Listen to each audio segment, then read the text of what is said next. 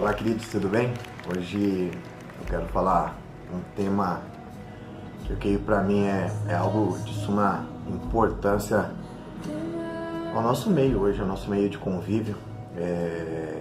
Eu quero falar um pouco sobre depressão. Hoje a sociedade, muitos pedem socorro nessa área porque nós vemos muitas pessoas sofrendo e nunca se viu na história uma crescente dessa tal maneira que a depressão tem tomado, né? E muitas pessoas vêm passando por essa terrível doença que tem destruído, seja a juventude, seja a família, seja ministério. E André Salomon, ele define a depressão como uma parasita que suga a seiva da alma, né? Ela entra no mais profundo da alma, consegue minar a pessoa ao ponto que ela clama até pela morte, né? E a depressão hoje, nós podemos entender que a alma fica presa numa masmorra de emoções, onde o ser humano perde o brilho nos olhos, a alegria de estar na presença, de convívio, seja social, seja espiritual. A depressão hoje tem minado muitas pessoas. O pastor Hernandes Dias Lopes, ele define a depressão como o cativeiro que priva a milhões de pessoas a nutrir sua alma com esperança do amanhã. Olha que interessante que ele fala, né? Que a depressão, ela cativa, se transforma num cativeiro de sonhos, né? Onde as pessoas param de sonhar.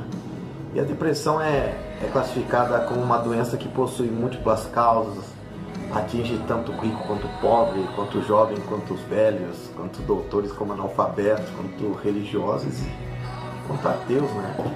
E precisamos entender que não se trata, que não tratada pode ser uma porta para uma tragédia incalculável, né? Quantas notícias nós já tivemos de pessoas que por depressão tiraram a vida, ou tentaram tirar a vida, quantas pessoas pararam de sonhar.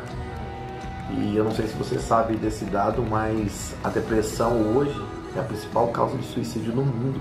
Então as pessoas têm se matado por causa dessa doença. E de repente agora vamos trazer para o lado então da Bíblia, né? Será que a Bíblia nos fala de depressão? Será que a Bíblia nos mostra alguém com depressão? A resposta é sim. E o profeta Elias, muito usado por Deus, exerceu um grande ministério no período sombrio de Israel, onde o povo se perdeu, confrontou o rei Acabe, confrontou os profetas de Baal, confrontou o povo mesmo de Israel.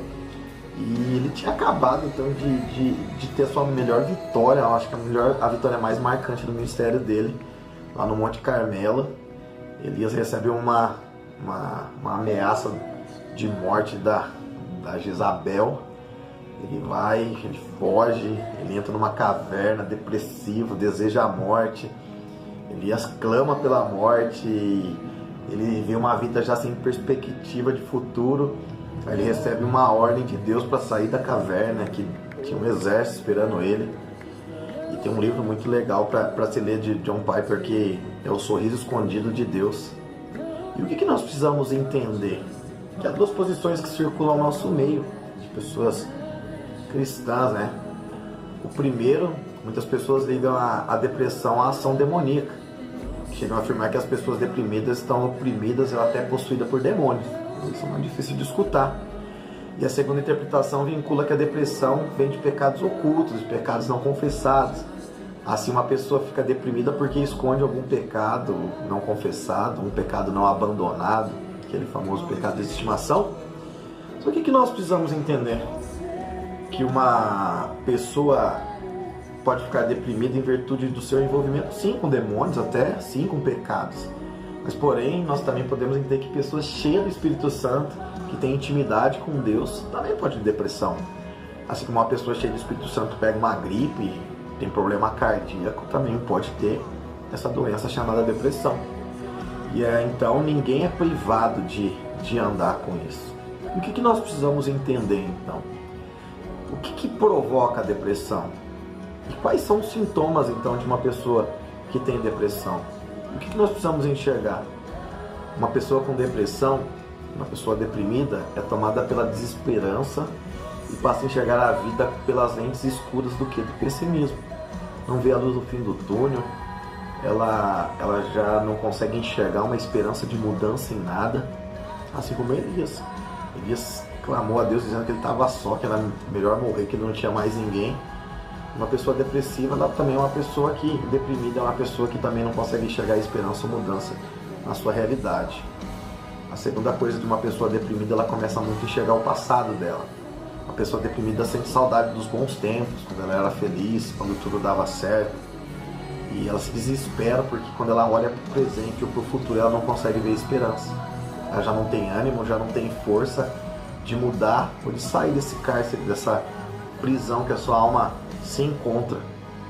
E quando se vê perdido em tudo isso, a única solução que ela consegue enxergar é o fim, né?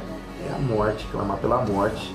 Ou então, não que esse desejo seja o fato realmente de morrer, de acabar com a vida, mas a dor que essa pessoa sente é uma dor tão profunda na sua alma que o alívio que ela consegue enxergar no meio seria o alívio de morrer, porque ela acha que a morte seria o ponto final de todo o sofrimento que tem a sua vida. E esses são alguns sinais de pessoas que vivem à nossa volta e que estão sofrendo. E o que nós vamos analisar? O que nós podemos, como nós devemos lidar com a depressão, como nós podemos ajudar uma pessoa que se encontra deprimida? Primeiro, nós precisamos orar por ela ou com ela. Segundo, nós precisamos de amigos, se pôr como amigo. Então, uma pessoa deprimida, ela precisa de amigo, ela precisa de um ouvido para ser ouvida, ela precisa de um coração generoso para andar perto. Terceiro, essa pessoa precisa de um médico, ela precisa de um acompanhamento de um profissional para ajudá-la também, por que não? E por isso que precisamos então levar as boas novas aos cativos. Jesus diz que ele é a luz e é essa luz que vai entrar na escuridão, que vai entrar nesse túnel sem saída, onde não enxergamos luz, onde as pessoas não enxergam luz. E esse é o nosso passo. É isso que nós precisamos entender. A depressão é um fato que todos correm o risco de conviver ou de viver com ela, e a depressão precisa sim ser vencida com Cristo, com pessoas. A Bíblia diz: é melhor dois do que um, porque quando um cai o outro levanta. E é isso que nós precisamos entender. Nós precisamos ajudar as pessoas, nós precisamos de ajuda se nós estamos convivendo com isso. E não adianta se esconder atrás de um sorriso, fingindo que está tudo bem, quando nós sabemos que dentro da nossa alma nada está bem, né? Então nós precisamos. Então nós não podemos mais nutrir a nossa alma de pensamentos negativos, de frustrações, de decepções, de feridas. Por quê? Porque esse parasita vem e suga a nossa alma, suga nossos sonhos, suga nossos propósitos, suga a nossa família, e isso tem gerado destruições. E nós precisamos abrir os nossos olhos e, como cristão, se posicionar para ajudar pessoas, para ser ajudado. Nós mudamos a realidade daquilo que tem acontecido ao nosso meio. Amém? Eu quero orar por você que tem passado por depressão, conhece alguém que está depressivo, para que você, se você conhece alguém, se prontifique como amigo de ouvir, de caminhar, de cuidar.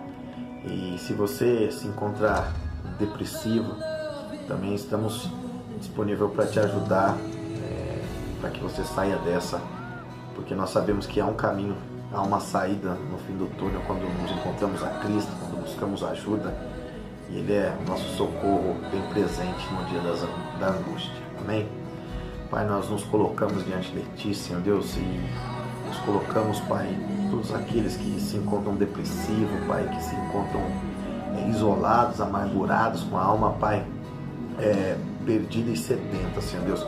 Que o Senhor venha transformar, que o Senhor venha derrubar, Senhor Deus, toda a muralha de opressão, Pai, tudo que vem sobre a vida de cada um, Senhor Deus, e que assim nós possamos estar cada dia mais perto de Ti, Te conhecendo, Pai, sabendo o quanto o Senhor é bom, o quanto o Senhor é real, Senhor Deus. Seja a luz ao nosso meio, Pai, no meio da escuridão, Pai, da nossa alma. O Senhor venha arrancar, Pai, toda cicatriz, Pai, vestígio que não vem do céu sobre nós, Pai, e assim nós possamos te conhecer cada dia mais e mais em nome de Jesus. É isso aí, Deus abençoe.